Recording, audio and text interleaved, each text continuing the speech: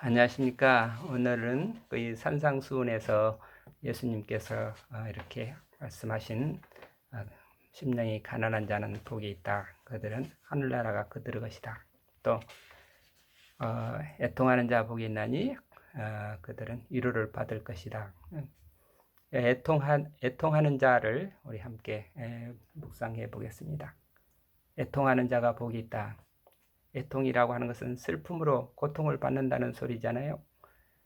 어떤 슬픔이 됐든지 내가 슬픔은 내가 원했던 게 아니죠. 정말 가까운 사람을 잃었다든지 내 소중한 사람과 헤어진다든지 내가 정말 소중하게 여기는 것들을 상실한 그 슬픔은 그 슬픔 속에 빠져 있게 되면 그건 어떻게 하나는 고통이죠. 이 슬픔과 이 고통 속에 있는 사람에게 그 슬픔과 고통을 겪고 있는 사람에게 너희들은 복이 있다. 그게 어떻게 복이 있다고 할 수 있습니까? 왜 슬픔과 고통 당하는 그런 사람들에게 주님께서는 복이 있다 그런 말씀을 하셨을까요? 물론 위로를 받을 것이다. 하나님께서 그런 슬픔 당하는 사람, 고통 당하는 사람들에게 찾아와서 위로를 주실 것이니까 복이 있다. 그렇게 이해할 수도 있죠. 그렇지만 슬픔을 당하고 고통당하는 사람의 입장에 있어서 이 슬픔과 고통이 사라지는 것은 당연한 건데 내게 있어서 이 슬픔과 고통이 사라지는 그 남들은 슬픔도 없고 고통도 없는 사람들이 얼마나 많은데 왜 나한테는 이런 슬픔을 주시는 겁니까? 나한테는 왜 이런 고통을 주시는 겁니까? 이 슬픔과 고통을 사라지게 해주신다고 그렇게 해서 그게 무슨 복이 됩니까? 복이 된다는 것은 슬픔과 고통이 사라질 뿐만 아니라 무엇인가 더 뭔가 더 뭔가 기쁨의 요소가 거기에 추가돼야 되지. 그렇지 않고 이 슬픔과 고통 거기에 대해서 위로를 주신다. 하나님께서 위로를 주신다고 해서 이게 과연 내가 복이 됩니까? 그래서 물론 하나님께서 찾아오셔서 내게 위로를 주신다. 그러면은 하나님께서 주시는 그 위로 가운데 하나님께서 주시는 위로다 그러면 아무 슬픔도 어느덧 사라질 것이고 고통도 없어지겠지요. 그렇지만 그 슬픔과 고통이 없애주시는 주님이 지금 계신 것 같지도 않고 지금 주님께서 나를 위로해 주시는 손길을 느낄 수도 없는데 어떻게 해서 이 말씀을 하셨을까? 슬퍼하는 자, 고통스러워하는 자, 슬픔으로 고통스러운 사람에게 왜 이 말씀을 주셨을까? 이걸 한번 우리가 생각을 해보겠습니다. 여러분들은 살면서 어떤 때 가장 슬픈 경험이 있습니까? 물론 어려서 부모를 잃었다. 그러면 그보다 더 큰 슬픔과 상처가 없겠죠. 부모를 상실한 그 슬픔과 그 고통은 상상하기 어렵죠. 저는 다행히 부모님이 그래도 비교적 오래 사셔서 그렇게 큰 상실의 슬픔을 겪지 않았다고 할 수 있겠는데 사춘기 시절에 친구의 죽음이라든지 가까운 사람의 죽음은 한없은 어떤 큰 슬픔이죠. 그리고 또 뭔가 이거 입시에 실패했다든지 뭔가 무슨 일을 내가 원했던 것을 얻지 못했을 때 오는 상실감 속에서 슬픔과 우울을 겪는 것들은 누구나 한두 번씩은 다 겪겠죠. 그러나 그런 슬픔과 그런 고통 속에 있을 때에 그런 사람들을 위한 위로 말씀일까?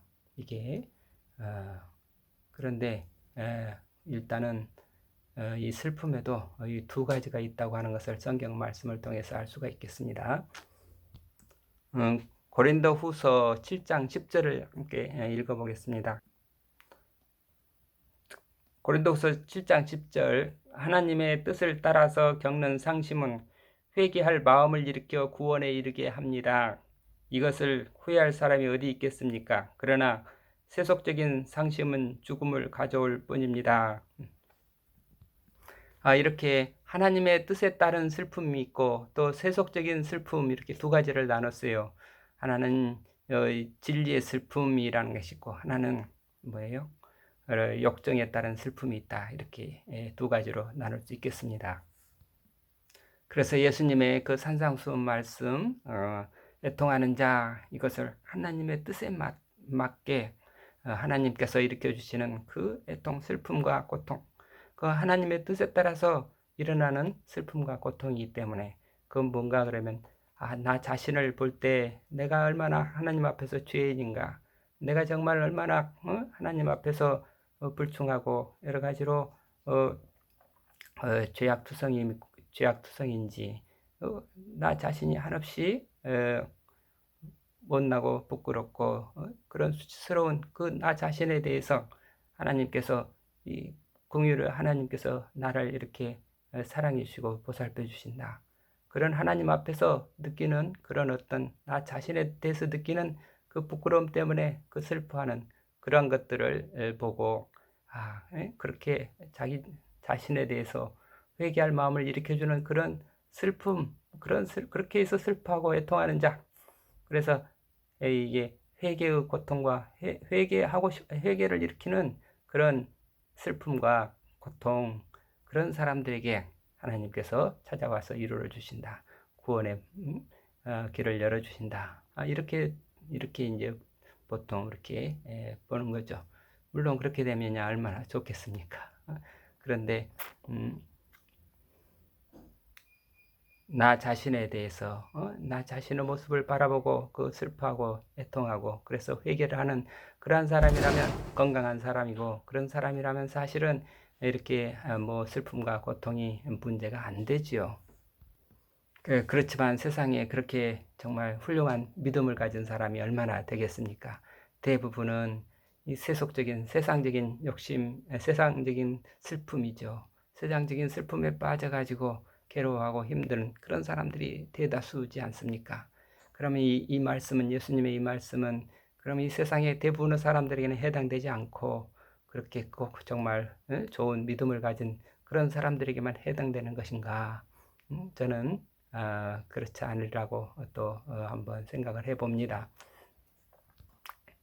일단은 하나님의 뜻에 따라서 정말 자기 자신을 바라보고 자신의 회개를 일으키는 그런, 자신에 대해서 슬퍼하는 그런 사람들은 물론 문제가 없으니까 그런 사람들에게 대해서는 논외로 하고, 그러면 어떻게 지금 보통 사람들 세상에 세상적인 그런 세속적인 슬픔에 빠져서 내 사랑하는 사람과 이별을 했다든지, 아니면 자기 어떻게 자기의 소중한 어떤 재산이나 무엇을 상실해서 슬픔에 빠졌다든지, 아니면 누구의 어떤 자기가 원하던 바를 성취하지 못해서 시리에 빠졌다든지, 뭐 이런 여러 가지 많은 슬픔의 요인들이 있는데, 그 슬픔에 빠져서 헤어날 수 없는 그런 고통 중에 있는 사람들에게 어떻게 위로가 돼야 될까? 어떻게 그분들에게 하나님께서 위로해 주신다 그러면 더없이 뭐 바라겠지만, 우리가 주위에 그런 사람이 있다고 했을 때 인간으로서, 친구로서, 또 선배로서, 부모로서 어떤 위로의 말씀을 드릴 수 있을까? 그런 걸 한번 생각을 해보자는 거죠. 일단은 슬픔에는 이처럼 그러나 크게 두 갈래가 있다고 하는 것은 우리가 구별하는 것은 도움이 됩니다. 하나님께서 주시는 슬픔이 있고, 그 다음에 세상적인 세상에 자기의 욕정에 의해서 나타나는 슬픔이 있다. 세상적인 슬픔이라고 하는 것은 이건 하나님께서 주신 슬픔이 아니고 누가 주는 건가 그러면 나의 이고가 일으키는 슬픔이다 이거죠. 나의 에고가 만들어내는 슬픔이다. 이거 세상적인 슬픔이다. 그래서 이 이 슬픔의 근원이 어디 있는가, 그걸 한번 살펴보도록 하는 것이 중요하겠습니다.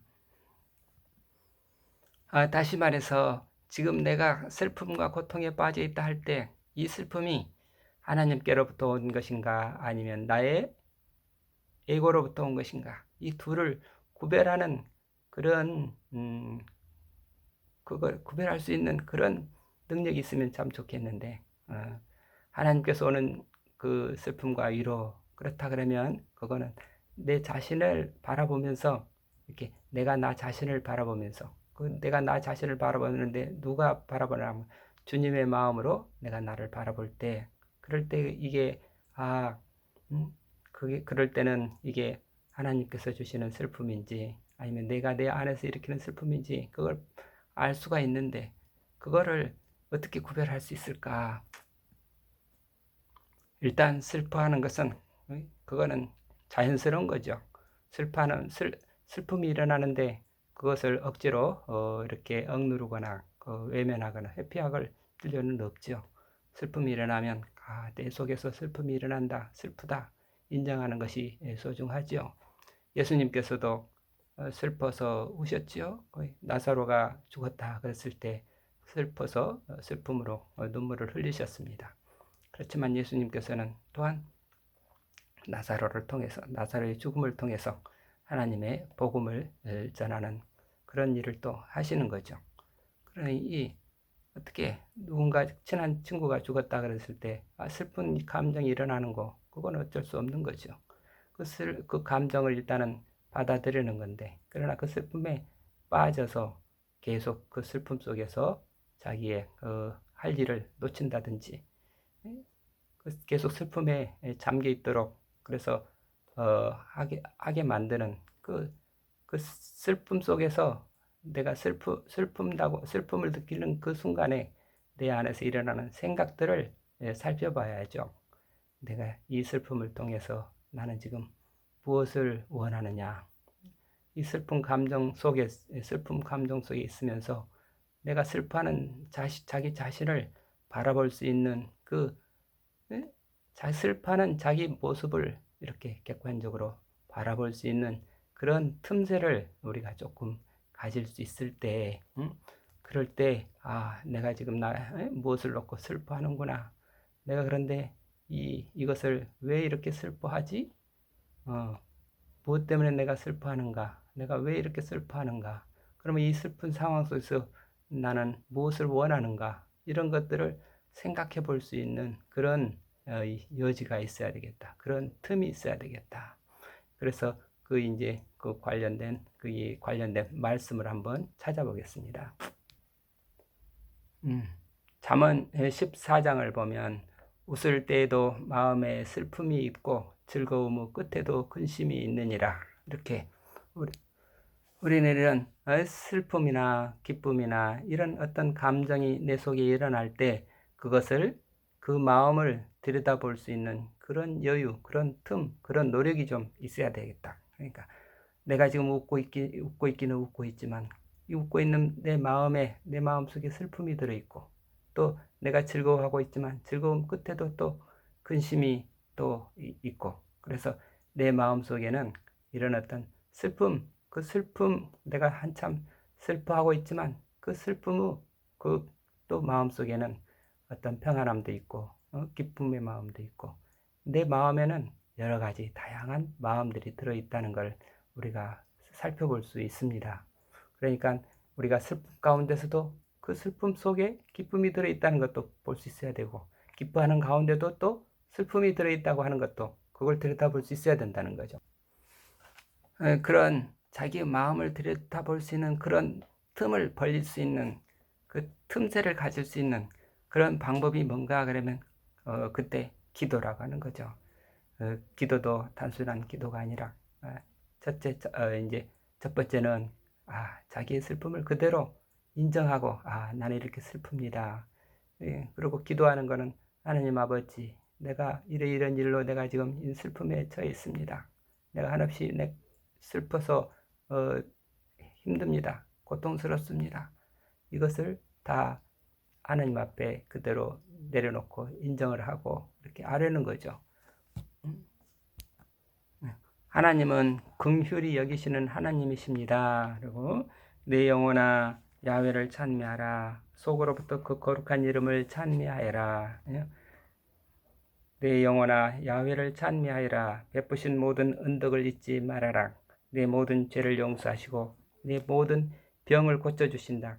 내 목숨을 구렁에서 건져주시고 사랑과 자비의 관을 씌워주신다. 내 인생의 복을 가득 채워주시어 독수리 같은 젊음을 되찾아 주신다. 이런 주님께서는 우리를 돌보시고 우리에게 자비를 베푸시는 하나님이시다 하는 것을 믿고, 인생은 풀과 같은 것, 들에 핀 꽃처럼 한 번 피었다가도 스치는 바람결에도 인해 사라져 그 있던 자리조차 알 수 없는 것. 그러나 야훼의 사랑은 당신을 경외하는 자들에게 처음부터 영원히 한결같고 그의 정의는 후손 대대에 미치리라.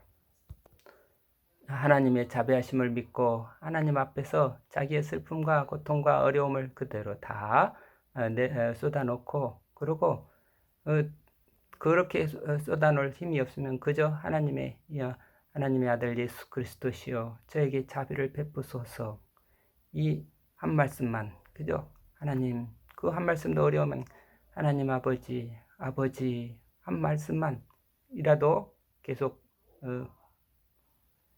우리가 입으로 이렇게 기도를 드리면, 그리고 주님 아버지 앞에 이렇게 자기 자신을 그대로 드러내고 내놓고 기도만 할 수 있다면, 그렇다면 주님께서 찾아주셔서 우리에게 위로를 주실 기회를 찾아오셔서 우리에게 위로를 주신다. 근데 그렇게 주님의 이름을 부르기만 하여도 그런 어떤 내가 내 마음을 들여다볼 수 있는 틈이 생기기 시작한다 이거죠. 그래서 하나님 아버지 또는 하나님의 아들 예수 그리스도시여 저에게 자비를 베푸소서, 늘 이 한마디 기도만 드리고 있으면서 내가 내 마음을 들여다보면 그 내 마음 속에 어떤 슬픔의 마음 속에 어떤 기쁨이 또 자리하고 있다는 것을 또 보게 되는 거죠.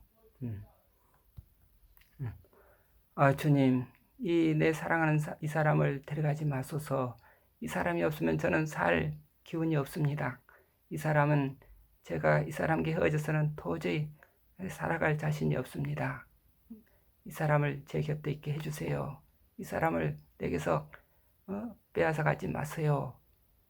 뭐 이런 기도를 한다. 그런데도 상황이 그 사람이 같이 있을 수 없는 상황으로 자꾸 내몰린다. 이렇게 될 때 어떻게 해야 됩니까? 나는 도무지 헤어져서 살 수가 없습니다. 그렇게 기도를 하다 보면 자기 마음속에서 내가 지금 무엇을 바라고 있는가? 내가 바라고 있는 내 욕망, 내 욕구, 내 욕심이 무엇인지를 볼 수 있게 되는 거죠. 내가 무엇을 집착하고 있는지, 내가 무엇을 붙들고 싶어 하는지, 내가 이 사람이 없으면 안 되겠어요. 이 사람의 무엇을 내가 그리워하는지, 사실은 자기 안에 있는 그 애로움의 근원이 무엇인지 그런데 이 애로움의 근원을, 그 고독을 채워줄 수 있는 것이 과연 지금 그게 사실인가? 내가 이 사람이 없으면 나는 도저히 살 수 없겠다 이런 생각을 하지만, 과연 그 사람이라고 하는 것이, 그 사람이라고 하는 거, 그게 나의 모든 것을 채워줄 수 있을 만큼 그렇게 가능한 것인가? 그렇게 믿게 만드는 그 생각이 무엇인가? 그것을 들여다볼 수 있게 되는 거죠. 이게 좀 아주 쉽지는 않지만, 이 세상에 있는 나의 실존적인 근원적인 고독과 애로움이라고 하는 것은 어떤 인간이나 어떤 사물이 나를 채워줄 수 없다, 만족시켜줄 수 없다. 나의 근원적인 애로움이라고 하는 것은 그것은 영적인 애로움이기 때문에 그것은 진리만이 하나님만이 이 문제를 해결해 줄 수 있는 분이시다. 그 깨달음이 오기까지는 시간이 걸리겠지요. 그렇지만 진정한 그 모든 슬픔의 근원을 들여다보면 그 슬픔의 근원 속에는 결국은 외로움이고 결국은 자기 자신에 대한 집착이고 또는 자기에 대한 그 그 상실에 대한 자기 분노고 그런 것들을 잘 들여다보고 이 외로움과 이 슬픔과 이 분노가 결국 하나 어떤 뭔가 이게 이 영적인 문제를 물질적인 걸로 해결해 보고자 하는 그 집착이로구나 하는 것을 알게 되면 그러면 그 순간에 이 모든 것은 주님의 뜻입니다. 아버지 뜻대로 하옵소서. 주님만이 나의 하나님이십니다. 이 문제를, 이 외로움을, 이 고독을 해결해 주실 분은 오직 영이신 하나님뿐이십니다 하고 하는 그런 자각이 몰려오게 될 수 있는 거죠. 그래서 결국은 애통하는 자 복이 있다 할 때 애통한다는 것은 애통한다 하는 것은 뭔가 왜 복이 있나 그러면 주님을 만날 수 있는 그런 기회가 된다는 거죠. 자기가 애통 슬픔과 그 괴로움으로 힘들 때 내가 왜 이렇게 슬프고 왜 이렇게 괴로운가 그것을 들여다볼 수 있는 기회가 다시 말해서 하나님 앞에 단독자로 설 수 있는 그런 찬스가 될 수 있는 거죠. 그런데 그렇지 않고 세상에서 정말 즐겁다, 행복하다, 뭐 세상에서 잘 나가는 사람들은 도저히 자기 자신을 들여다볼 그런 기회조차도 없는 거죠. 그렇기 때문에 그런 이렇게 부유하고 행복하고 즐거워 이 세상을 즐기는 사람, 세상 이렇게 복락에 겨워서 취해서 살던 사람에게는 그런 나 자신의 깊은 영혼을 들여다볼 수 있는 기회가 박탈된 거죠. 정말 자기 이고가 가득 자꾸 불어나가지고 이고 속에 파묻혀가지고 자기 이고를 들여다볼 수 있는 자기 이고하고 자기 자신과 그 틈을 벌릴 수 있는 그 시간 그 기회가 조차가 박탈당하고 많은 그런 불쌍한 사람들인데 그런데 이 세상에서 어떤 이유로든지 슬픔과 고통과 가난 때문에 슬픔을 당하든 가난 때문에 고통을 당하든지 이런 슬픔이나 또는 누구와 사랑하는 사람과 헤어져서 슬픔을 당하든지 그 슬픔과 고통 속에 있는 사람에게 있어서는 그러면은 자기가 자기 자신을 들여다볼 수 있고 자기의 내면을 들여다볼 때에 자기의 이고와 나 자신과 이고가 이렇게 벌어지는 그 틈바구니를 우리는 경험할 수 있고 그 순간에 주님께서 함께 하셔서 정말 예수님의 자비하신 그 말씀이 들어와 가지고 내게 진정으로 나를 위로해 주실 분은 하나님 뿐이시다. 나 위에 다른 신을 섬기지 말라. 그 말씀이 무슨 말씀인지 이 세상에 주님만이 나의 하나님이시다.